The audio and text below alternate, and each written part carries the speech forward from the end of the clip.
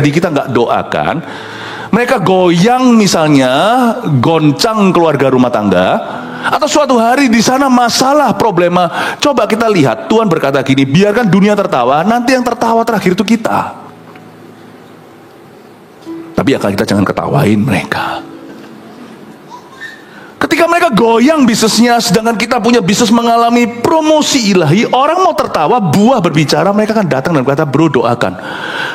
Kalau Anda belum subscribe di channel ini, segera supaya Anda bisa mengikuti terus rema-rema dari Roh Kudus ya. Dari waktu ke waktu pasti kita bertemu dengan jalan buntu. Pasti kita itu terbentur pintu, bukan pintu terbuka, pintu tertutup. Ada kalanya kita merasa, hidupku tamat sudah. Mungkin hidup karirmu, mungkin pernikahanmu, mungkin studi masa depan, mimpi, cita-cita, atau apapun yang sedang Anda alami, termasuk ministry, termasuk pelayanan, kita rasa kayak sudah notok ini, sudah stagnan.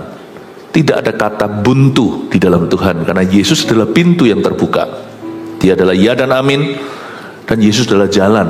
Bukan hanya jalan ke sorga, satu-satunya jalan ke sorga, Yesus Tuhan. Tak seorang pun datang kepada Bapa kecuali melalui saya, kata Tuhan dalam firman-Nya. Tetapi juga jalan kehidupan. Tuhan itu buka jalan di mana tidak ada jalan. Mari kita baca dulu ayatnya, Keluaran pasal 2 ayat 15-22. Saya bacakan. Ketika Firaun mendengar tentang perkara itu, dicarinya ikhtiar untuk membunuh Musa. Tetapi Musa melarikan diri dari hadapan Firaun dan tiba di tanah Midian. Lalu ia duduk-duduk di tepi sebuah sumur. Adapun imam di Midian itu mempunyai 7 anak perempuan. Mereka datang menimba air dan mengisi palungan-palungan untuk memberi minum kambing domba ayahnya. Maka datanglah gembala-gembala yang mengusir mereka. Lalu Musa bangkit menolong mereka dan memberi minum kambing domba mereka.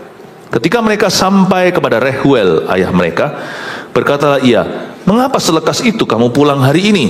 Jawab mereka, "Seorang Mesir menolong kami terhadap gembala-gembala. Bahkan ia menimba air banyak-banyak untuk kami dan memberi minum kambing domba." Ia berkata kepada anak-anaknya, "Di manakah ia? Mengapa kamu tinggalkan orang itu? Panggillah dia makan." Musa bersedia tinggal di rumah itu. Lalu diberikan Rehuela Sipora anaknya kepada Musa. Perempuan itu melahirkan seorang anak laki-laki, maka Musa menamainya Gersom, sebab katanya, "Aku telah menjadi seorang pendatang di negeri asing." Tadi di kebaktian pertama kita baca ayat-ayat sebelumnya. Ceritanya begini, Musa membunuh seorang Mesir karena nggak terima lihat sesama bangsanya kaum Yahudi disiksa alias kerja paksa.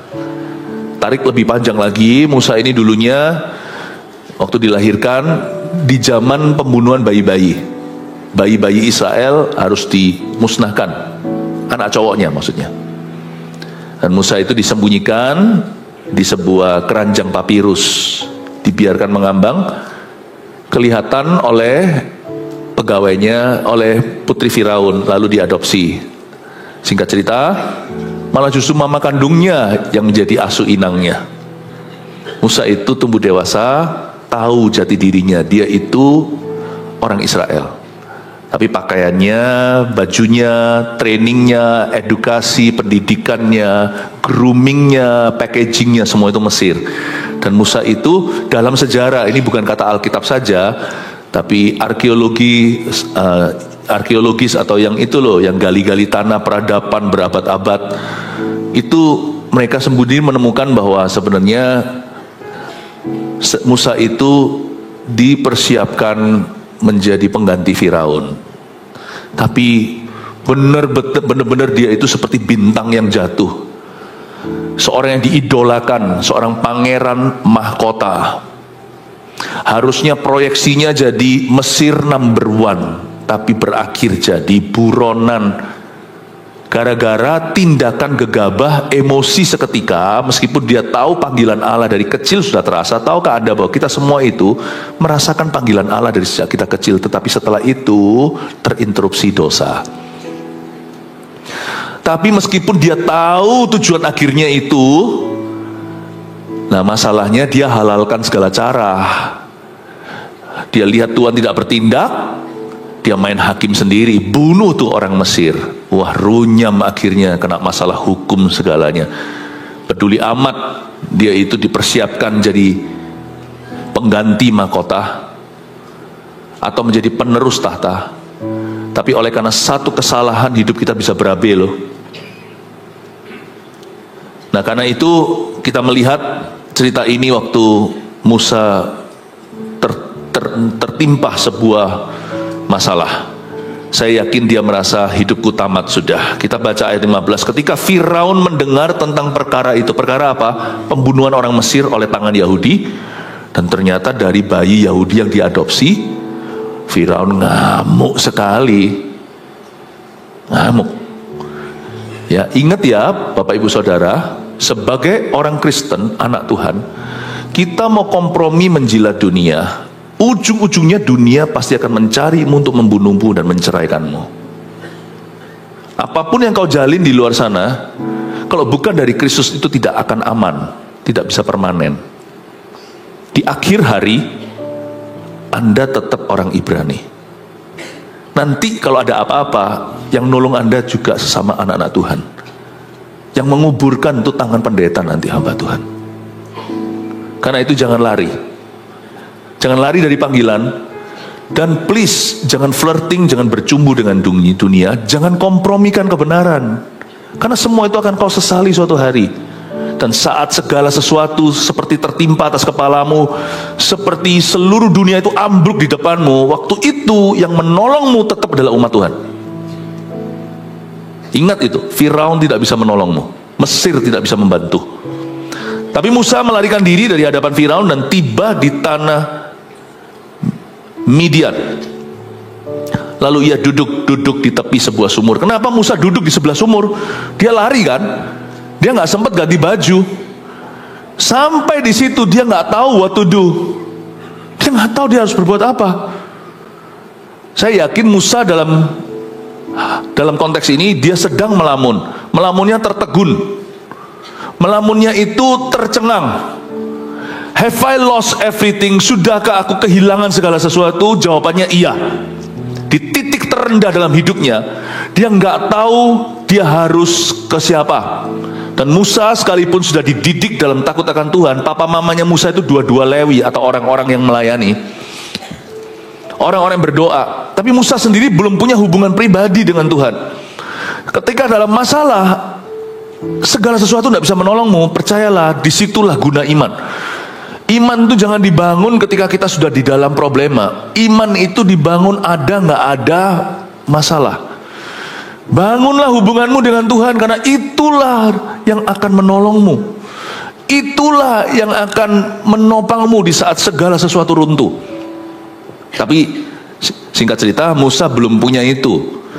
Dia sampai ke tanah Midian. Tanah Midian di sini itu di Saudi Arabia hari ini. Jadi itu Musa lari, kalau kita tahu biografi, dari Mesir itu ke Saudi. Satu, saya pikir dia lari mungkin ambil salah satu kuda, seekor kudanya. Karena dia pangeran kan, dia ambil langsung lari sebelum sampai ke Firaun, lalu habis itu diberikan perintah dicekal atau penahanan. Musa lari. Atau dia larinya itu jalan kaki. Pokoknya dia menempuh tempat yang jauh. And Moses felt lost. Pasti dia merasa tersesat. Dia lari kan pasti dia tidak punya perencanaan. Aku mau kemana? Pokoknya hatinya menuntun kemana, ya dia lari ke situ. Tanpa dia tahu Tuhan sedang menuntunnya ke suatu tempat untuk dia mengalami anugerah yang baru. Sometimes dalam hidup ini kita merasa seperti semua yang kita bangun itu runtuh. Ada kalanya sungguhan itu, ada kalanya itu hanyalah perasaan. Manusia kalau mengalami masalah itu, dia merasa kalau hidupnya itu udah kiamat. Ini adalah persoalan terbesar. Seperti dia adalah orang yang paling malang di seluruh dunia. Sebenarnya orang bunuh diri itu kalau diizinkan hidup sebulan lagi, dia mungkin akan menyesali perbuatannya. Karena hidup itu masih tidak menentu, baik itu berkat maupun tantangannya. Kita tidak pernah tahu di depan itu baik atau buruk. Karena itu jangan ending hari ini, jangan kau akhiri hidupmu sekarang. Jangan menyerah, jangan putus asa terlalu cepat. Orang yang bunuh diri dan berhasil itu kasihan sekali. Andai kata dia bisa lihat minggu depan aja, mungkin dia berubah pikiran. Makanya jangan pernah gelap mata kalau kita mengalami masalah. Itulah pentingnya pelita di kaki dan terang bagi jalan. Itu pentingnya kita itu selalu bercermin dengan firman. Firman ini waktu kita sudah stagnan, waktu kita itu ngerasa stuck, ngerasa terjebak, firman ini selalu akan membawa kita 10 langkah ke depan dan melihat dari sudut pandang Tuhan. Orang yang lihat firman tidak akan mengakhiri hidupnya. Orang yang memandang firman tidak akan mudah menyerah. Musa itu berakhir di Saudi Arabia. Dan dia duduk di tepi sebuah sumur. Aku sedih, duduk sendiri, ambil tali, lalu lanjutkan sendiri. Musa, saya yakin dia merasa tersesat. Dia merasa tamat sudah. Buyar tenan semua rencana yang dia miliki. Dia rasa segala sesuatu dikubur di Midian. Toh Midian itu juga bukan pilihannya. Kemana kaki dia tertuju, kemana ada jalan, di mana ada transportasi berikutnya dengan uang sisa, uang Mesir di tangan. Kan Musa nggak sempat packing. Kemanapun angin membawanya dia ke situ. Ini bukan pilihanku Tuhan. Sometimes you feel hidup ini tidak memberimu pilihan. Rasa seperti kita berakhir di suatu tempat, itu bukan rencanaku. Malah di hati kita pun curiga, jangan-jangan rencana Tuhan juga gagal semua dalam hidupku. Nah, Musa merasa segala sesuatu yang saya sebutkan tadi, A sampai Z semua dia rasakan. Aku rasa aku gagal. Aku rasa bahkan Tuhannya Allah, Tuhan Allahnya papa mamaku yang didik aku dalam kebenaran, bahkan Tuhan pun tidak akan bisa menolong saya saat ini. Tanpa dia sadari, Tuhan justru membawa dia ke Midian. Ketika kita merasa tamat sudah, Tuhan pun gak bisa tolong kita. Rencanaku semua gagal, idealisme saya semua runtuh. Aku tuh punya good planning tahun-tahun yang lalu, hancur lebur semuanya, uang gak punya. Pekerjaan aja sekarang saya di PHK. Atau apalah jadi masalah Anda. Kita merasa kita itu seperti berakhir di suatu tempat yang kita tidak inginkan. Bahkan jangan-jangan Tuhan pun nggak tahu aku di mana sekarang. Don't forget, kita semua sudah dapat bocoran, tahu cerita akhir Musa. Justru dari Midian Tuhan bentuk orang ini menjadi pembebas Israel yang sejati. Justru di Midian dia ketemu rencana Allah berikutnya. Jangan-jangan Tuhan yang kau kira tidak pegang kendali itu, Tuhan bisa bekerja sama dalam segala sesuatu, termasuk perkara yang paling buruk di hidupmu, untuk membuat Anda mendarat tepat di poros kehendak Allah. Musa di Midian itu di poros kehendak Tuhan. Di situ dia ketemu Rehuel. Di situ dia ketemu putrinya nanti Rehuela. Tak lama kemudian di daerah situ nanti dia akan berjumpa dengan semak belukar yang terbakar. Panggilan Tuhan dan instruksi besar berikutnya. Jangan pernah tinggalkan Tuhan. Sekalipun kita bisa merasa Tuhan sudah tinggalkan kita. Sebab sesungguhnya Tuhan tidak akan pernah meninggalkanmu. Seutas tali yang masih menghubungkanmu dengan Roh Kudus itu jangan kau lepas. Itu satu-satunya harapan di hari-hari gelap di dalam kehidupan kita. Ketika kita masuk ke arus bawah, satu-satunya fondasi adalah firman. Sekalipun kita rasanya semua firman ini tidak berlaku atas hidupku. Kita baca, waktu kita mau baca Alkitab dari mana, yang kita lihat hanyalah satu buku besar seperti ini. Aku tenggelam pun tidak tahu kira-kira rema apa di hidupku. Mendengar suara Tuhan aku sudah tulis sama sekali. Tapi jangan kau tinggalkan, karena ini satu-satunya fondasi ketika semua fondasi hidupmu runtuh. Saya berani konklusi dari cerita ini bahwa Musa mendarat persis di airportnya Tuhan waktu dia hilang segala sesuatu. Saya yakin dia sudah merasa sebagai orang yang paling gagal, paling salah. Jangan lupa, dia barusan melakukan satu dosa. Baru hari sebelumnya, ini keesokan hari ceritanya, dia baru bunuh seorang Mesir, lalu sudah jatuh ketiban tangga. Yang dia tolong tuh, gara-gara itu dia bunuh, Yang dia tolong itu orang-orang Ibrani menolak dia mentah-mentah. Waktu mau dilerai, ayolah you guys jangan berkelahi. Lu kira lu siapa? Itu yang salah. Tadi saya cerita di kebaktian pertama, biasanya orang yang salah itu yang paling vokal. Lucu, orang salah itu kan harusnya mawas diri, dia remorse atau penyesalan atau malu lah minimal. Ini enggak, malah yang keras, malah yang protes itu yang salah. Nah, Musa itu ditolak sama orang-orang Ibrani ini. Yang salah itu kritik dia, yang disalahi, yang dibela Musa tidak membela Musa kembali. Pernahkah Anda jatuh ketiban tangga? Orang yang kau tolong ketika kita dalam masalah lari semuanya, tidak ada ceritanya.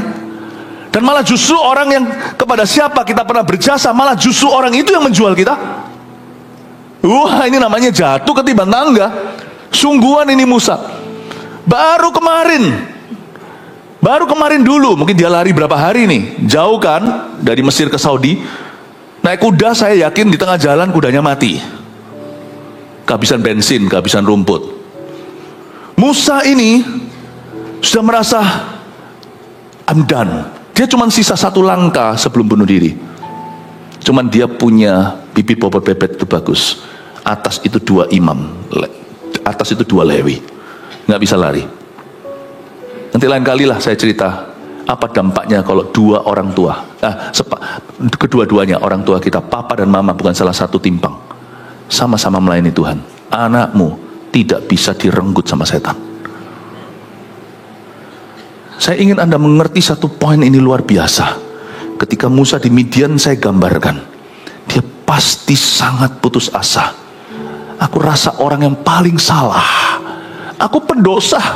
Papa mamaku Lewi, aku pembunuh. Lalu aku ditolak sama bangsaku sendiri. Dia itu pahit hati. Kepahitannya bukan hanya sama Tuhan, kepahitan juga sama sesama manusia. Kepahitan sama orang Ibrani, kepahitan sama orang Yahudi, kepahitan sama orang Mesir, kepahitan sama putri Firaun. Kok diam aja, kok aku tidak dibela. Dia pahit sama semua orang. Tapi saya tunjukkan, semua yang ditaburkan oleh mama Musa tidak sia-sia. Musa masih punya satu karakter yang harus kita contoh.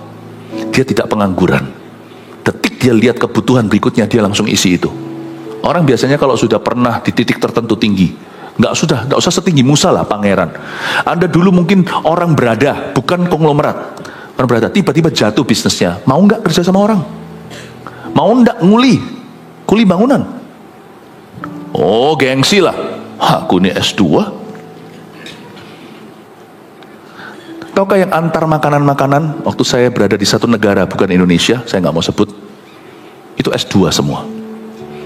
Ketika mereka mengalami krisis pekerjaan, nggak peduli, sarjana S2 master semuanya. Karena saya ajak ngomong beberapa, saya bisa bahasa itu soalnya.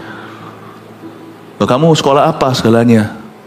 Saya pernah sekali interview waktu salah satu datang ngedrop sesuatu, ya. Saya tanya, kok kamu mau kerja begini? Saya bilang tidak ada pekerjaan, lebih baik bekerja daripada dia bekerja. Luar biasa. Tidak seperti mungkin bisa jadi orang-orang di sekeliling kita sendiri yang jual mahal setengah mati. Baru S1 seperti saya, baru sarjana muda. Oh enggak, kerjaan seperti ini, P-nya enggak bagus.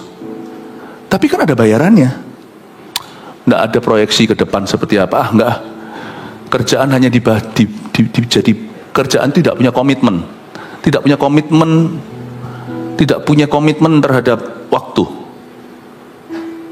Pekerjaan apapun yang diberikan itu hanyalah batu loncatan. Tidak pernah ada komitmen hati. Tidak pernah mencintai pekerjaan itu. Sehingga kita gaya dan berkata, ini tidak di levelku. Levelmu apa? Nganggur. Musa, pangeran, next Firaun. Hari itu jadi satpamnya 7 perempuan.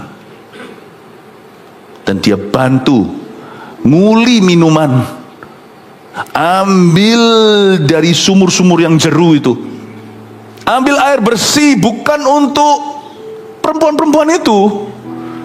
Siapa tahu ada yang cantik. Nggak pernah dia itu punya motivasi. Dia kasih itu hanya membantu. Yang dia kasih minum itu kepalungan, itu untuk hewan.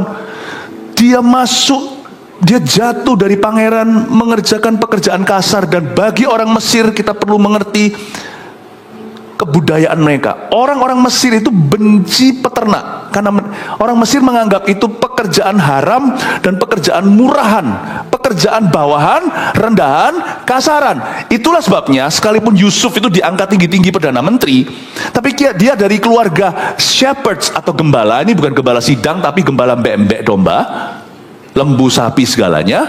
Makanya tempat mereka dikasih khusus namanya Goshen di Mesir. Goshen itu pisah dengan Rameses atau tempat kota-kota tempat Firaun ada. Tidak boleh sama-sama. Yusuf pun makan, sekalipun dia itu dianggap sebagai bapaknya Firaun, dia makan tuh meja beda dengan pejabat-pejabat Mesir. Mereka semua takut karena otoritas dan integritasnya. Tetapi Yusuf itu tidak mau mereka itu bergaul dengannya, karena peternak lu, bau. Sekarang tiba-tiba Musa dari next in line yang berada dalam antrian menjadi Firaun, kemudian dia harus melakukan apa yang seluruh istana, dia pun sudah dididik begitu, bahwa pekerjaan ini adalah pekerjaan menjijikan. Dia nggak peduli, asal itu halal dan legal, asal itu ada kebaikan di dalamnya dan juga ada nafkah, dia pasti akan melakukan. Kita lihat ya ayat yang ke-7. Ayat ke-16. Adapun imam di Midian itu mempunyai 7 anak perempuan. Ada seorang imam di Midian punya 7 anak perempuan. Mereka datang menimba air dan mengisi palungan-palungan untuk memberi makan, memberi minum kambing domba ayahnya. Coba katakan imam di Midian. Sedikit kasih sejarah. Midian itu adalah anak Abraham juga, tapi dari keturah setelah Sarah mati. Dia bukan Abraham, Ishak, Yakub, bukan. Ishak itu kan anak Sarah. Dia Abraham, keturah, menikah, turun ada Midian. Jadi nggak heran imam di Midian ini tetap rohani, tapi mereka punya pewahyuan tentang Tuhan di Perjanjian Lama belum lengkap karena zaman itu belum ada Alkitab. Dan mereka punya pewahyuan tentang Tuhan sampai Abraham. Mereka nggak ngerti apa yang diturunkan dari Ishak. Maksudnya mereka tidak punya hukum Taurat. Nanti itu zaman Musa. Tapi mereka punya semacam kepekaan dan kerohanian, karena yang namanya Abraham itu seorang bapak rohani. Jadi pasti yang namanya anak-anaknya semua dididik dalam takut akan Tuhan. Sebab mertua Musa ini seorang yang ternama. Di sini namanya Rehuel. Kita tahu di dalam insiden yang lain dia namanya Yitro. Itu memang namanya Rehuel Yitro. Sama seperti pianis kita ini namanya Sony Pitoy. Ada yang panggil dia Pak Sony, ada yang panggil dia Pak Pitoy. Pak Yitro adalah Pak Rehuel, Pak Rehuel adalah Pak Yitro. Dan Yitro ini memberikan saran, kan, Anda kan tahu, ini orang berhikmat. Suatu hari dia melihat Musa gimana mengadili umat. Makanya Musa ini kok cepat tua, makanya menantuku ini kok cepat beruban. Waktu dia datang lagi kunjungan, dia beritahu sama Musa. Jadi mereka saling memberkati. Dari sang mertua ini menjadi berkat kepada menantunya. Dia berkata, lu jangan begini, begini kamu kan capek. Buat pemimpin-pemimpin jumlah ribuan, ratusan, puluhan, ya. Dan kamu lihat mereka biar tangani sendiri, yang sulit-sulit baru naik ke kamu. Yitro memberikan saran bagaimana melakukan secara administrasi dan organisasi. Tapi sebaliknya Musa mendapatkan kelahiran baru mertuanya. Musa cerita gimana dia belah Laut Merah. Karena semua terjadi itu, Yitro lagi di Midian. Dia ceritakan sehingga akhirnya Yitro membuat satu confession, pengakuan. Kalau Anda baca di dalam perikop yang lain, tidak ada Allah seperti Allah Israel. Di situ dia lahir baru. Nah, kita tahu bahwa imam di Midian, si Yitro ini punya kerohanian. Tidak heran ketika Musa itu sendiri orang sekuler, meskipun dia ada bibit bobot bebet dari Lewi, imamnya dia ini orang sekuler. Waktu dia itu ngalami goyang, waktu dia hilang sesuatu, dan bahkan dia sendiri pun seolah hilang, dia landingnya tahu nggak di mana? Apronnya, keluarga yang rohani. You see that? You always will land in spiritual life. kerohanian yang kita bangun itu adalah tempat empuk untuk mendarat ketika seseorang dalam masalah berat. Muter-muter dia lari nggak sengaja. Dia nggak tahu tiba-tiba di sini Saudi Arabia ketemunya anak Abraham, keturunan Abraham. Dia landing pada rumah tangga seorang pria yang bijaksana, meskipun pewahyuannya tidak lengkap. Bijaksana. I love this story, memberi kita satu dimensi. When you think your life is over, God sends a spiritual family. Waktu kita kira hidup kita itu sudah amblas, sudah, Tuhan itu mengirimkan keluarga yang rohani dan takut akan Tuhan. Jadikan pernikahanmu itu seperti landing yang empuk untuk anak-anakmu. Jadikan hidupmu seperti tempat landing yang empuk buat papa mamamu yang belum percaya Tuhan. Jadikan tempat yang empuk. Sekarang mungkin mereka bisa menganiaya kalau ada yang gak suka. Lu gak usah Kristen-Kristenan. Mau Kristen tinggalin, kamu gak tak akui sebagai anak, gak apa-apa, biarin. Anda tidak merasa mereka landing yang empuk. Buat apa? Anda punya Tuhan, gak perlu empuk-empukan. Mereka yang belum punya Tuhan harus landing empuk. Sekarang mereka bisa aniaya. Suatu hari mereka datang kepadamu dan berkata, I want to know your God. Aku mau kenal Allahmu. Daud itu dianiaya sama kakak-kakaknya. Bukan fisik sih, dibully. Lu tahu apa? Sok gaya lu. Aku tahu datang ke sini kamu sok jago kan? Coba nanti baca. Zaman Saul membuat mereka semua buron. Saul itu kan raja yang sangat jahat. Dan dia mau habiskan semua oposisinya. Wah, satu-satu dibunuh. Keluarga Daud dalam bahaya. Coba Anda lihat di Adulam. Yang datang ke Daud, baca itu di dalam Alkitab. Papa, orang tuanya, ayah ibunya, dan kakak-kakaknya datang semua minta perlindungan sama Daud. Daud tempat yang empuk. Koko-kokonya sama sekali tidak empuk buat Daud. They gave him very hard times. Mereka mempersulit Daud. It's okay orang mempersulitmu, karena Anda sudah punya Tuhan. Kita itu selalu punya jalan, mereka nggak tentu punya jalan. Jadikan kehidupan rohanimu, jadikan pernikahanmu yang takut akan Tuhan landing yang empuk. Anda manusia berkarir, berprofesi, ya bukan pendeta. Jadikan kesaksian hidupmu itu landing yang empuk untuk kolega-kolegamu, untuk rekan-rekanmu, teman-temanmu yang belum percaya Tuhan, yang sekarang ketawa, pendeta itu teman kita pendeta, padahal bukan pendeta, padahal dia pengusaha, tapi digituin. Biarin nanti suatu hal terjadi, kita nggak doakan mereka goyang, misalnya goncang keluarga rumah tangga, atau suatu hari di sana masalah, problema. Coba kita lihat, Tuhan berkata gini, biarkan dunia tertawa, nanti yang tertawa terakhir itu kita. Tapi ya kita jangan ketawain mereka. Ketika mereka goyang bisnisnya, sedangkan kita punya bisnis mengalami promosi ilahi, orang mau tertawa, buah berbicara, mereka akan datang dan berkata, bro doakan. Aku masalah, aku kena jerat sesuatu, aduh aku kena kasus, aduh aku begini. Nanti datang ke yang ditertawakan, pendeta lu, gak apa-apa, itu promosi gratis. Gak apa-apa, biar di kalangan bisnis Anda dikenal sebagai pendeta. Asal bukan sebagai cemoohan. Kelakuanmu kok gitu orang Kristen, bukan, tapi karena kebenaranmu silau. Mereka tidak tahu bagaimana harus menjelaskan pendeta lu. Asal karena kebenaran kita menderita, karena kesucian, karena kekudusan, karena kita nggak kompromi. Mereka tuh respect meskipun mentertawakan. Suatu hari ada apa-apa, mereka pasti cari yang alamatnya pendeta. Dan mereka nggak kenal pendetamu. Ya mereka mengenalmu, mereka datang padamu. Landing yang empuk buat kolega dan partner-partner bisnismu. So dunia ini penuh dengan putus asa, dan saya jamin ke depan lebih banyak orang putus asa di dunia. Baca kitab Wahyu, ujungnya itu. Saya nggak ngomong gini untuk membuat kita panik, sebab ada keluputan pada Goshen. Listen to me. Secupak gandum akan menjadi sedinar nanti.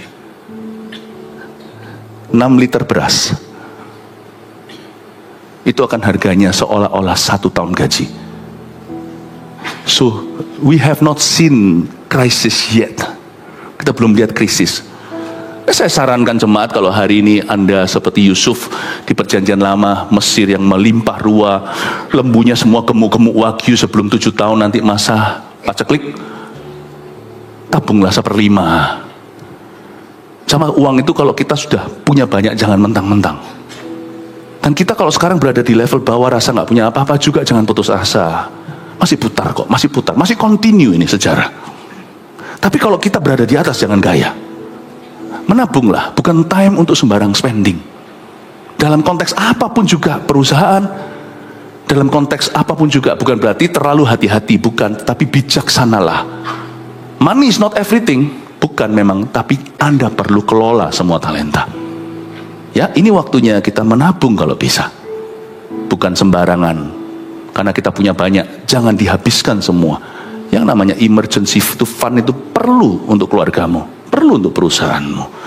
Kita pelajari sesuatu bahwa kita tidak perlu berada di skenario kiamat kalau kita itu hari ini tahu caranya mengelola berkat. Hari ini saya lebih pakai cara storytelling dengan Anda, kasih dimensi-dimensi supaya Anda bisa mengerti dan melihat di mana saja Anda bisa temukan rema-rema untuk Anda. Nanti saya tetapkan kasih poin-poin sederhana untuk Anda bawa pulang ke rumah supaya ada semacam remindernya, ya. Lalu Musa, coba kita lihat sekarang Musa ya. Sampai mana tadi ya? Ayat 17, maka datanglah gembala-gembala yang mengusir mereka. Lalu Musa bangkit menolong mereka dan memberi minum kambing domba mereka. Coba katakan kanan kirinya, kalau melamun jangan lama-lama.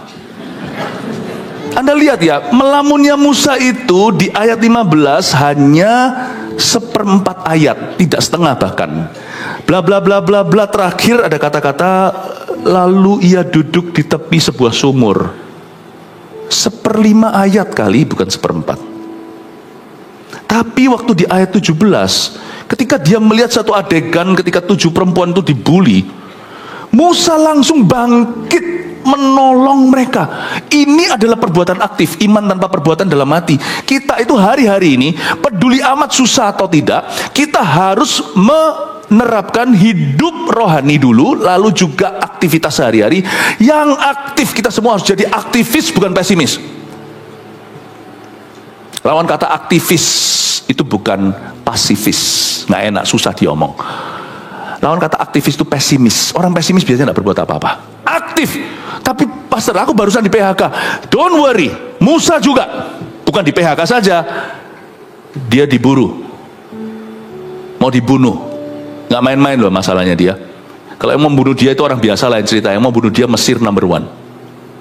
Dan Mesir ini Firaun dulu gagah perkasa, jadi berarti seluruh wilayahnya. Kenapa dia lari ke Saudi Arabia? Saya tidak tahu kenapa, tapi di situ tidak ada penjagaan. Ini adalah daerah yang tidak ada kerjasama dengan Mesir waktu itu. Musa ini melawan adik kuasa, yang melawan dia itu adik kuasa. Musa bangkit menolong mereka. Ketika dia melihat suatu perkara kecil, dia barusan melamun tercengang dan meratapi nasibnya, dia langsung bangkit, langsung bantu. Begini, kalau kita mau lihat berkat selanjutnya atau berkat berikutnya, kita harus peka terhadap kebutuhan selanjutnya di depan mata. Jangan kita bengong. Secara rohani atau secara kehidupan ini sehari-hari, jangan melamun lama-lama, jangan bengong, jangan meratapi nasib. Tidak perlu lagi terus menoleh ke belakang. Ya wis, ya sudah, nasi kalau jadi bubur, doalah sebelum makan, makanlah bubur itu jadilah sehat, dan kekuatan yang ekstra itu ngulilah.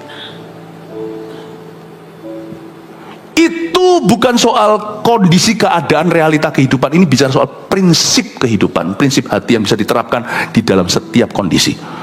Pokoknya aku menolak untuk menjadi seorang yang pasif. Aku menolak untuk menjadi orang yang pesimis. Aku akan mencari kebutuhan berikutnya. Kebutuhan berikutnya yang di depan mata Musa adalah 7 perempuan, airnya padahal mereka udah antri, diserobot sama gembala-gembala yang kasar itu. Lalu habis itu airnya dihabiskan, tidak disisakan. Dan Musa melihat itu ketidakadilan, dia bangkit. Tapi kali ini dia tidak bunuh, tidak ada ayatnya dia bunuh lagi, dia belajar dari kesalahannya. Orang bodoh yang akan mengulangi kesalahannya. Jadi kalau kita itu sebagai orang berdosa, jadilah yang kreatif. Kalau kita sudah salah, belajar dari kesalahan, jangan ulangi lagi. Minimal kalau kita harus berbuat salah lagi, bukan yang sama lagi. Dan Musa melihat itu, dia tidak bunuh, tapi mungkin dia pakai bahasanya dia, atau mungkin saya sih curiga Musa itu pasti kekar, dia pasti tinggi dan besar. Pangeran lah, nggak mungkin yang krempeng gimana. Dia waktu berdiri, dan dia pakai pakaian kerajaan, masih sih kan dia belum sempat ganti baju. Waktu dia berdiri gitu, saya yakin Musa pakai hikmat.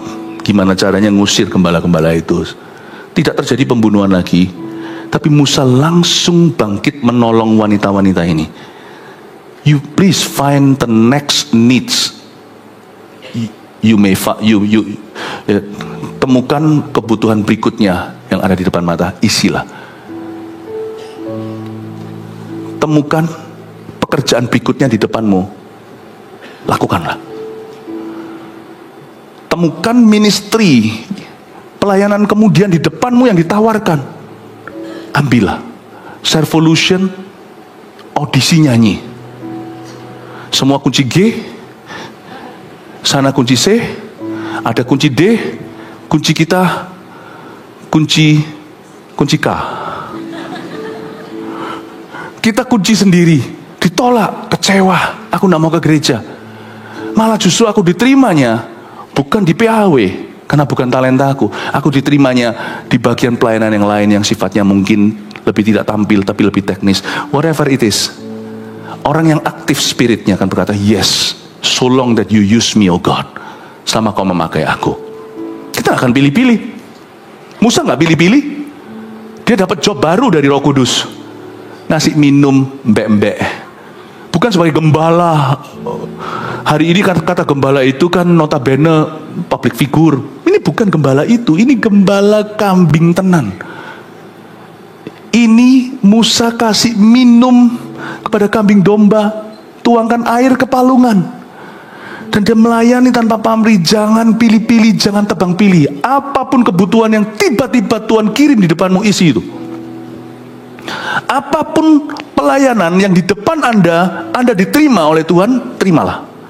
Apapun pekerjaan, jikalau ada di sini yang kehilangan pekerjaan yang ditawarkan kepadamu, jangan gengsi. Selama itu benar-benar dari Tuhan dan hasil doamu, jangan berkata, lu kok begini hasilnya, aku doa minta itu. Apa yang Tuhan kasih, ambil itu. Mungkin bukan sesuatu yang Anda sukai, tapi belajar cintai pekerjaan apapun yang Tuhan berikan kepadamu. Kalau kita punya spirit seperti ini, berkat akan senantiasa datang dalam kehidupan kita. Berkat itu ternyata bukan materi. Berkat itu tekad hati untuk aktif di dalam rencana Allah. Dan orang seperti ini tidak akan Tuhan biarkan ada satu episode yang missing dan hilang dalam hidupnya. Kita lihat ya, tiba-tiba terjadi satu new action. Kita melihat bergulirlah rencana Allah dalam diri Musa. Anda tidak mau hidupnya stagnan, hatimu jangan stuck. Kita lihat di ayat 18, ketika mereka sampai kepada Rehuel ayah mereka, Rehuel Yetro, berkatalah ia, mengapa selekas itu kamu pulang hari ini? Ayat 18, Musa nggak tahu. Musa hanya bantu tanpa pamrih, tapi Musa nggak ngerti kejadian di rumah, karena Musa kan nggak maha tahu. Ini kejadian ayat 18, Musa tidak melihat. Jawab mereka, seorang Mesir menolong kami terhadap gembala-gembala, bahkan ia menimba air banyak-banyak untuk kami dan memberi minum kambing domba. Siapa penulis kitab Keluaran? Kan sudah ikut sekolah Alkitab dalam sehari. Musa. Musa katanya nggak tahu kok bisa nulis begini. Kan dia nikahi anaknya Rehuel. Dia cerita, lu tahu nggak hari itu lu bantu gua, kamu bantu aku. Itu pulang papa marahi kita. Aku dimarahi, cici dimarahi, adik dimarahi, 7 perempuan kan. Mana orang yang bantu kamu? Kok nggak at least gitu loh? Mana sopan santunmu? Kok kamu nggak ajak dia datang ke rumah, kasih minum kayak, oh iya, aku langsung pandang-pandangan sama Sausau. Langsung aku pandang-pandangan sama kakak adikku. Iya ya, apa sih kita ini? Orang udah tolong kita, meresikokan dirinya, itu bisa digebukin rame-rame sama para gembala. Itu orang asing lagi. Kita kok nggak tawarin dia teh kek atau minum atau gimana? Kita semua tahu dia itu adalah seorang pengunjung dan dia nggak punya tempat tinggal. Iya ya. Jadi Musa diceritai karena Musa berakhir menikahi. Musa mungkin waktu dengar cerita istrinya sebelum nanti dicatat dalam cerita, dia berkata, Tuhan, ternyata tindakan iman sederhana mengambil lowongan yang ada. Tindakan iman atau tindakan kasih yang kecil menolong seseorang tanpa pikir yang macam-macam, nanti aku dapat makan, dapat istri, nggak ada. Ternyata ketika aku sekarang jobless, di depan ada ministry, ada kesempatan untuk melayani, aku ambil itu. Bukan sebagai pembuktian diri untuk mengisi kekosonganku. Ministry adalah ministry, pekerjaan di dunia adalah pekerjaan dunia, dua-dua adalah pelayanan. Tapi jangan kau bingungkan, Jangan sampai kita tidak punya pekerjaan sekarang di dalam pelayanan kita minta pengakuan. Jangan, pisahkan. Masing-masing kudus untuk Tuhan. Semua ada perannya dalam kehidupanmu. Musa tidak nyangka tindakan kasih. Aku ini jobless, gak punya pekerjaan, gak punya status, tapi tiba-tiba di depan ada satu kebutuhan. Kebutuhan jemaat, kebutuhan manusia. Aku menawarkan diri, here I am, send me. Ini aku, lalu menjadi bagian dari solusi, bukan jadi masalah atau problema. Siapa ngerti, siapa sangka. Perbuatanku yang kecil itu Tuhan pandang sebagai mendahulukan kerajaan Allah. Segala sesuatu justru ditambahkan kepadaku. Wow. Musa berkata, sungguhan ya, Papa ngomong gitu. Iya, Papa Yitro ngomong gitu, Papa Rehuel. Ayat 19, jawab mereka, seorang Mesir menolong kami terhadap gembala-gembala. Bahkan ia menimba air banyak-banyak untuk kami dan memberi minum kambing domba. Ini membuktikan apa yang saya katakan tadi, bahwa Musa tidak sempat ganti baju ketika dia tahu perbuatannya ketahuan, yaitu membunuh seorang Mesir dan menyembunyikannya di dalam pasir. Dia lari masih pakai bajunya. Musa tidak pakai baju sembarangan, itu baju kebesaran karena dia pangeran, dia bangsawan. Ayat 20, ia berkata kepada anak-anaknya, di manakah ia? Mengapa kamu tinggalkan orang itu? Panggil dia makan. Ya, ini saya sebut sebagai Middle Eastern Hospitality. Mau tahu nggak yang namanya hospitality itu paling bagus ada di 2 tempat di dunia ini, Asia dan Timur Tengah. Ya, hospitality bukan yang utama kalau di Perancis. Hospitality, namanya dunia service itu, ini kekuatan kita orang Indonesia. Itu pada Asia. Dan Middle East lebih parah lagi.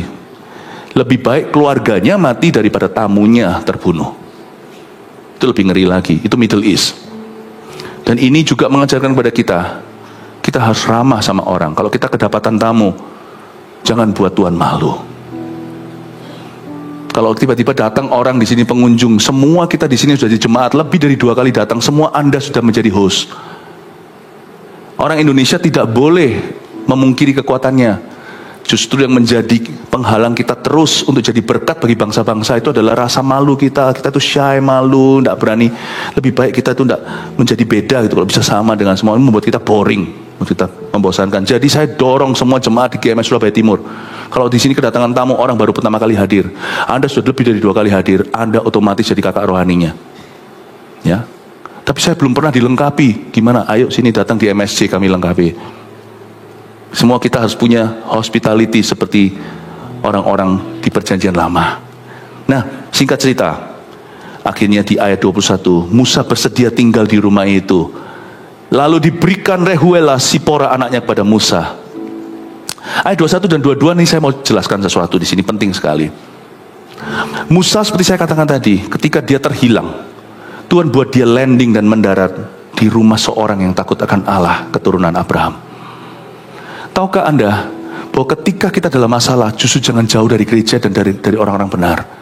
Ketika kita dalam problema, apapun problemamu, dosa, gagal dalam bisnis, rumah tangga yang berantakan, atau mungkin depresi yang tiba-tiba kau alami, dari stres mungkin, atau dari menyimpan kesalahan orang, lama-lama tiba-tiba seperti linglung, tiba-tiba panik sendiri, tiba-tiba seperti apapun juga, terbukalah.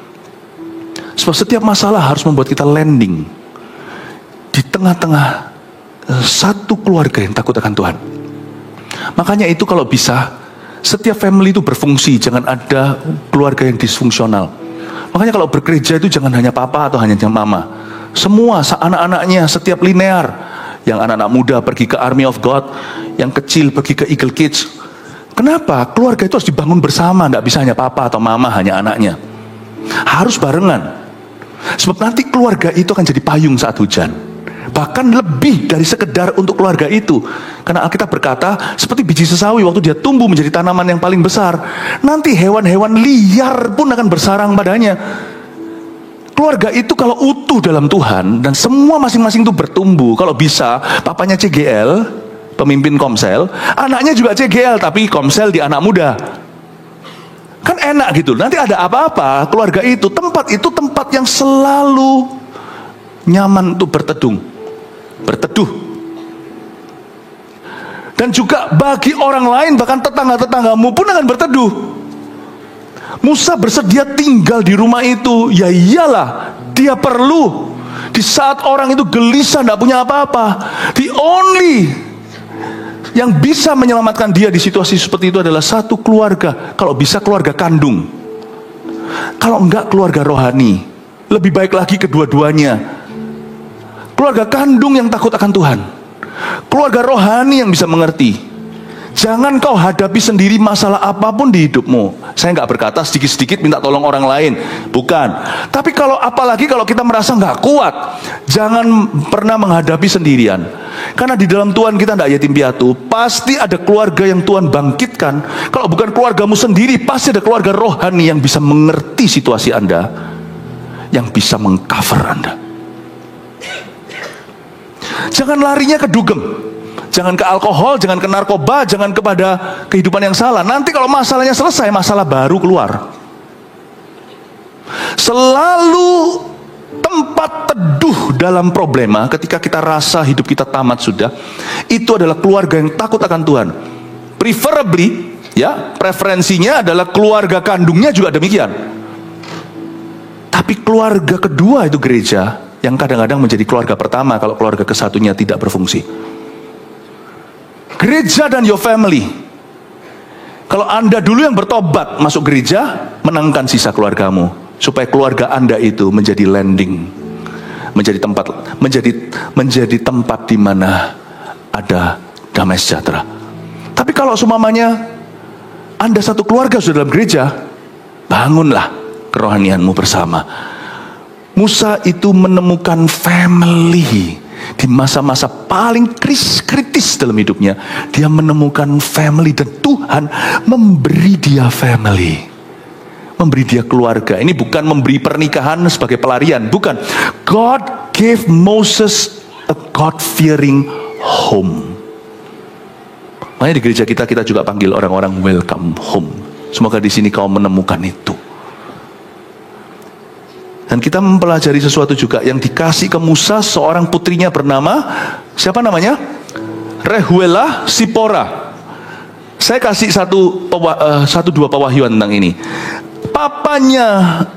Papanya Rehuela namanya Rehuel. Anaknya namanya Rehuela. Ini kurang nama atau gimana? Itu kayak seperti misalnya anak perempuan saya kasih nama Filipiawati. Kan nggak lucu kan? Tapi dari sini kita mengerti sesuatu prinsip yang luar biasa, bahwa Yetro mendidik anak-anak perempuannya. Ada 7 lagi.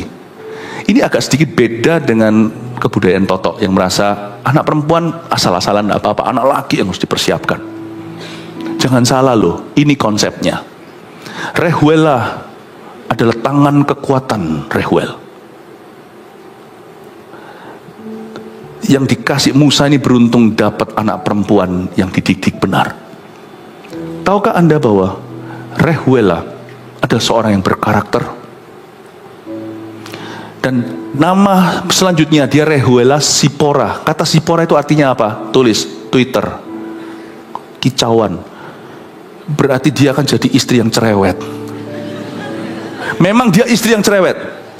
Karena kecerewetannya dan karena bibit bobot bebetnya, atasnya itu Imam Midian, atas lagi itu Abraham. Kepekaan itu ternyata turun loh secara kandung. Suatu hari Musa dalam perjalanan pergi ke Mesir untuk membebaskan orang Israel, membawa tongkat ajaib di tangannya. Tongkat yang sama membelah Laut Merah. Di perjalanan di tengah jalan, Musa itu mau diambil nyawanya sama Tuhan. Di sini terjadi yang namanya firman ini menjadi bahan perdebatan di kalangan orang-orang Kristen. Sebenarnya simple, gara-gara Musa tidak menyunatkan anaknya. Anak istri kan dibawa sama Musa, tapi nanti sampai satu titik mereka dibawa pulang lagi karena Musa sedang menghadapi peperangan yang dahsyat sekali bagi bangsa Israel. Tapi singkat cerita, di tengah jalan si Twitter ini, this bird ini, Tweety ini, yang terus mipik itu bahasa apa, yang terus begini terus, ini sang suami ternyata berguna. Tahukah Anda kalau Anda merasa istri Anda cerewet, itu berkat.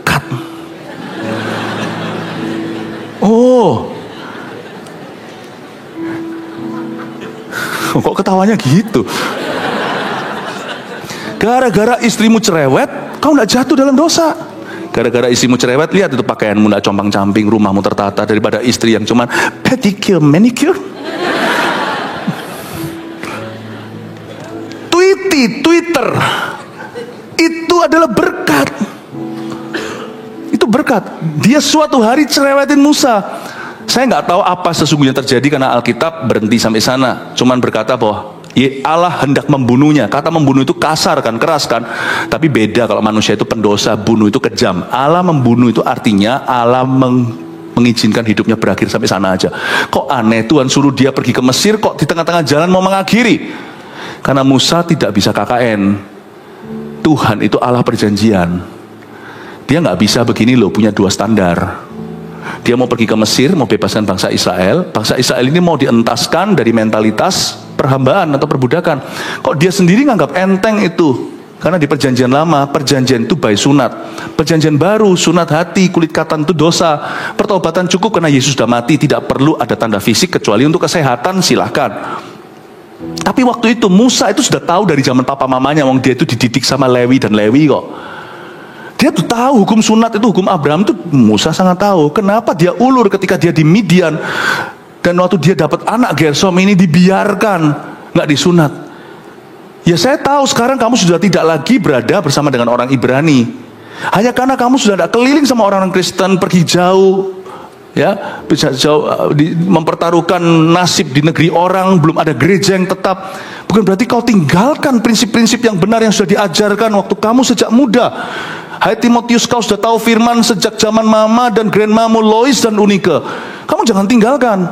Orang Kristen itu tidak boleh dikit-dikit tinggalkan fondasinya. Karena fondasi yang ditanam oleh Tuhan itu kekal. Tuhan itu tunggu dia loh. Dan sudah sampai Musa sudah siap untuk membebaskan bangsa Israel. Dia pergi kembali ke Mesir itu dengan kapasitas berbeda sebagai utusan Allah. Kok masih di tengah jalan punya banyak kesempatan, tapi dia tidak menganggap kesabaran Tuhan itu sesuatu. Dia biarkan tunda-tunda, procrastinate dalam bahasa Inggrisnya. Artinya kalau bisa diulur, kenapa sekarang?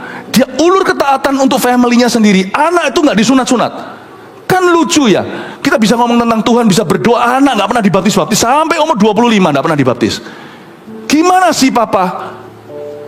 Apakah kau anggap itu guyonan perintah Tuhan? Anak juga dibiarin sampai umur 28, nggak apa-apa, nggak usah. Loh kenapa kita itu ngajari orang, ayo kamu harus takut akan Tuhan, tapi anak kita sendiri kita tidak buru-buru untuk taat pada Roh Kudus. Anak kita biarkan di situ, kita kecolongan. Tuhan tuh nunggu dibiarin. Akhirnya Tuhan ngamuk. Saya tidak tahu apa yang terjadi. Mungkinkah Musa demam tinggi? Pas demam tinggi, si Twitter ini bermimpi. Karena dia punya kepekaan kan. Tuhan bisa bicara melalui jalan samping. Karena waktu itu belum zaman tahu Alkitab. Tuhan mungkin kasih mimpi, kalau kamu tidak sunat anakmu, Musa mati malam ini, demam tingginya itu akan bablas dan dia kejang, dia meninggal. Maka dia segera sunat anaknya dan dia tempelkan kulit katanya, menjijikan sih. Dan dia berkata, kamulah, you are a blood bridegroom, kamu adalah mempelai darah. Ini si Twitter menyelamatkan suaminya. Dia berdiri antara suami dengan Tuhan, dia cereweti itu Musa. Kenapa kamu kok tidak begini? Kenapa kamu tidak begitu? Tidak heran karena dia adalah anak Imam Midian. Seorang ayah yang punya anak perempuan, dengarkan. Anda sedang dititipi oleh Tuhan seorang anak yang akan diserahkan pada seorang laki-laki. Anda harus didik dia dengan benar, sehingga nanti dia menikah dengan suaminya, membawa kekuatanmu dalam jiwanya. Paham ya? Imam di Midian ini kepekaannya turun ke Rehuela. Rehuel turun ke Rehuela. Kepekaannya, ketaatannya, detil-detilnya turun ke Sipora. Sehingga Musa itu beruntung bisa menikah dengan Rehuela Sipora. Why? Karena kekuatan papanya diturunkan ke anak ini. Kalau kita dapat anak perempuan, kita tidak pernah memilikinya. Kita dititipi Tuhan untuk suatu hari dikasih ke seorang pria. Makanya kita harus berdoa, siapa yang akan menikahi anak perempuan kita, kita harus sembahyang. Kalau Anda memperoleh anak perempuan, kalau belum telat, anak Anda masih kecil atau barusan di dalam kandungan, doakan. Aku berdoa, jangan hanya doakan untuk anak itu, aku doakan untuk jodohnya. Boleh nggak doain anak untuk jodohnya waktu dia masih ada di dalam kandungan? Oh, itu justru lebih bagus. Tapi kalau kita punya anak laki-laki, kita juga tidak pernah memilikinya. Setiap anak laki itu pemimpin dalam rumah. Kalau kita didik dia, kekuatan kita turun padanya. Suatu hari kita harus serahkan dia ke Tuhan. Dia suatu hari jadi kepala keluarga, tidak di bawah kita. Kita serahkan itu ke Tuhan. Baik anak laki atau anak perempuan, kita tidak pernah memilikinya, kita hanya dititipi oleh Tuhan. Anak perempuan kita gembleng untuk kita serahkan kepada pria yang akan memilikinya. Anak laki-laki kita gembleng supaya suatu hari kita serahkan ke tangan Tuhan yang akan memimpinnya. We never have sons or daughters, karena kita semua hanyalah hamba-hamba Tuhan. Pahami sesuatu, hari itu Musa sangat-sangat beruntung dia bisa menikah dengan Rehuela Sipora. Karena ini anak perempuan adalah orang yang sangat-sangat peka kepada Tuhan. Berdoa, didiklah anak-anak perempuanmu, didiklah anak-anak laki-lakimu. Terakhir ayat 22, perempuan itu melahirkan seorang anak laki-laki, maka Musa menamainya Gersom. Bahkan sebab katanya, aku telah menjadi seorang pendatang di negeri asing. Anaknya Musa namanya Gersom. Dan dia berkata, aku telah garis bawah menjadi seorang pendatang di negeri asing. Musa akhirnya bisa berdamai dengan dirinya dan masa lalunya. Dia menemukan identitas baru 40 tahun kemudian. Dia bukan orang Mesir lagi, dia udah ganti baju, dia ganti pakaian Midian, pakaian penggembalaan domba-dombanya. Dan dia juga tidak lagi tinggal di kalangan orang Ibrani, dia benar-benar seolah-olah putus hubungan dengan Israel sementara selama 40 tahun itu. You see, kalau Anda mau sembuh, Anda harus bisa berdamai dengan dirimu dan masa lalumu. Baru Tuhan memberimu masa depan. Dan kalau apapun di masa lalumu dan masa kinimu itu sesuatu yang dari Roh Kudus, tidak akan hilang. 40 tahun kemudian Anda akan kembali dengan kapasitas yang berbeda. Tapi kita harus bisa menerima jati diri kita yang sekarang ini.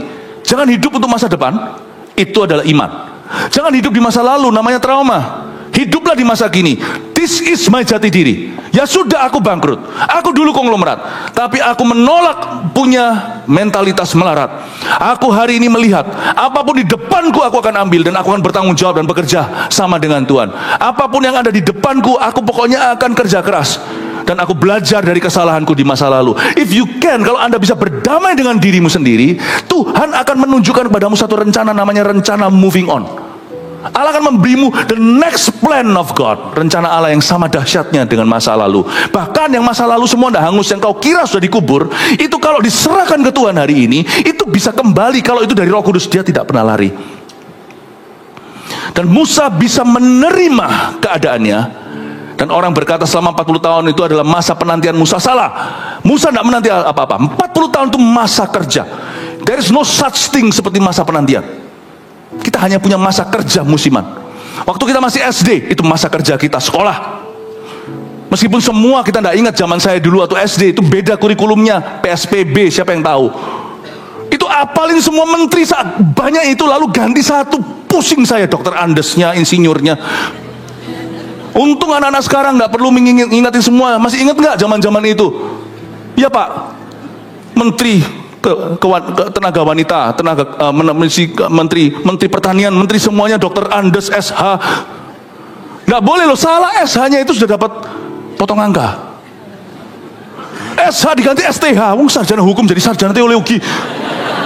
Lari kemana? Repot toh dulu Pak. Itu masa perangmu, masa kerjamu.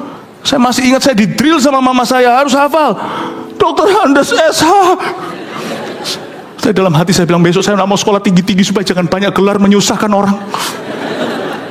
Itu masa perang. Hari ini Anda tanya, berguna bagi saya? Iya dan enggak?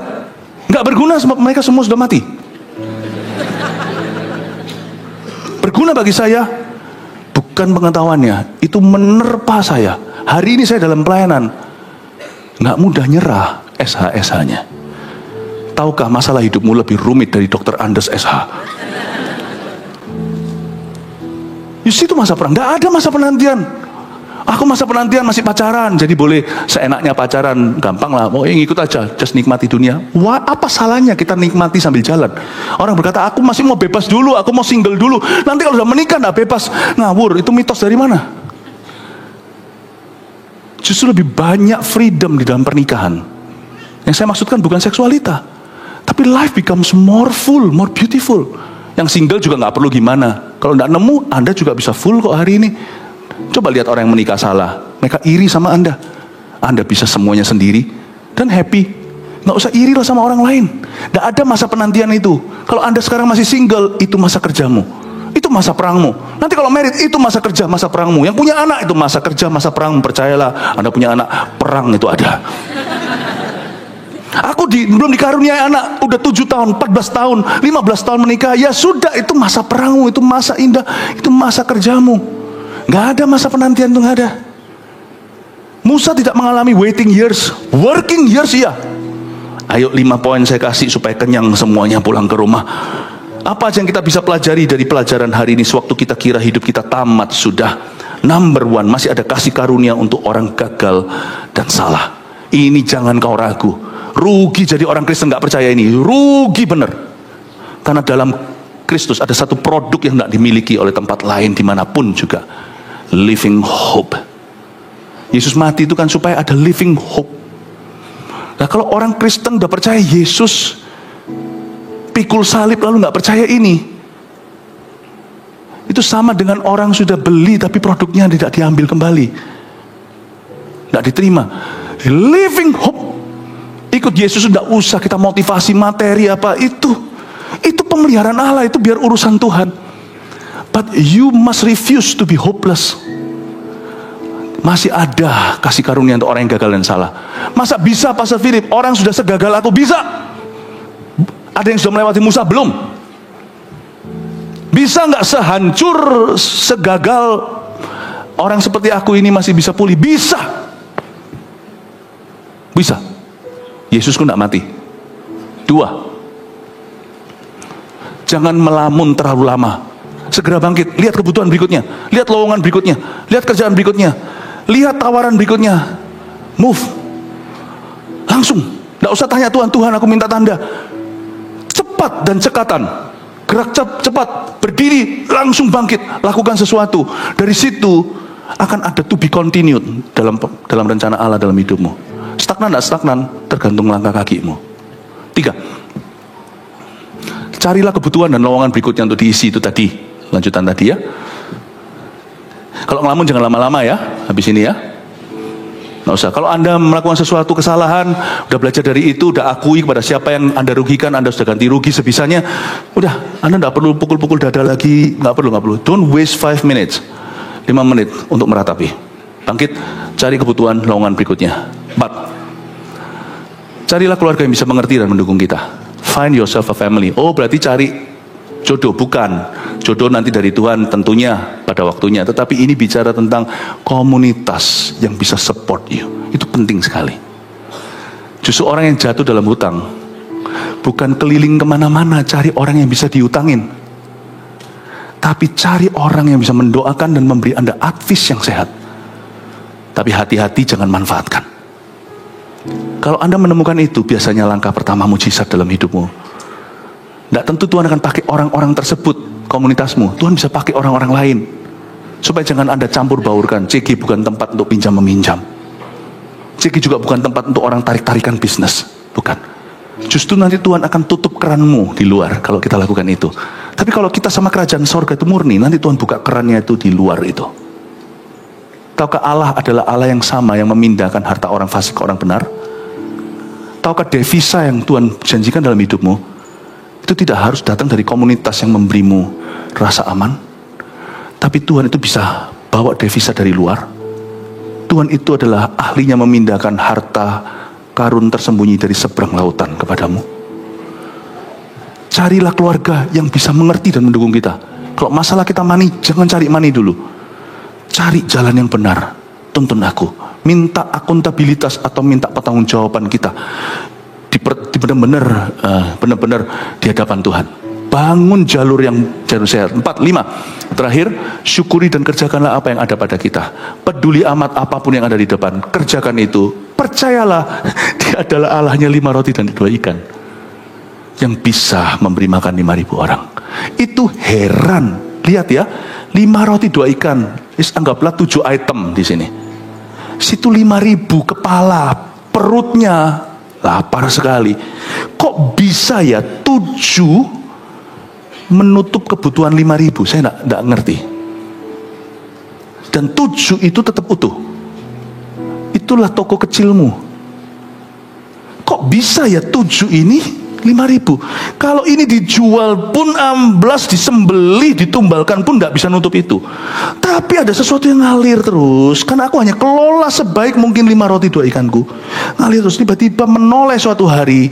Berapa tahun kemudian, misalnya kalau bukan berapa bulan, Anda menoleh, loh kok bisa nutup ya? Nggak ada matematikanya. Prinsipnya ada, itu nomor 5 tadi. Kelola saja yang ada di tanganmu. Anda akan terkejut nanti itu gimana memberi makan. Dan itu nanti setiap tahun tutup bukunya bisa klop 5 tahun kemudian. Ya, saya realistis misalnya kalau bukan 5 bulan. Anda terkejut, bahkan ini pun kalau disembeli pun tidak bisa nutup itu. Kok bisa lewat ini Tuhan menutupnya? Saya tidak tahu, pada saat itu jangan beritahu rumus. Saksikan aja kebaikan Tuhan, karena Tuhan kita itu nyata dan Tuhan masih bisa lakukan hal itu di dalam hidupmu. Yang percaya katakan amin. 1 Petrus 4 ayat 7. Kesudahan segala sesuatu sudah dekat. Karena itu, kuasailah dirimu dan jadilah tenang, supaya kamu dapat berdoa. Saudara yang terkasih, terima kasih telah mendengarkan firman Tuhan hari ini. Jangan lupa untuk dukung terus channel ini dengan cara subscribe, like, share, dan juga komen, agar saudara kita yang lain juga boleh terberkati. Tuhan Yesus memberkati kita.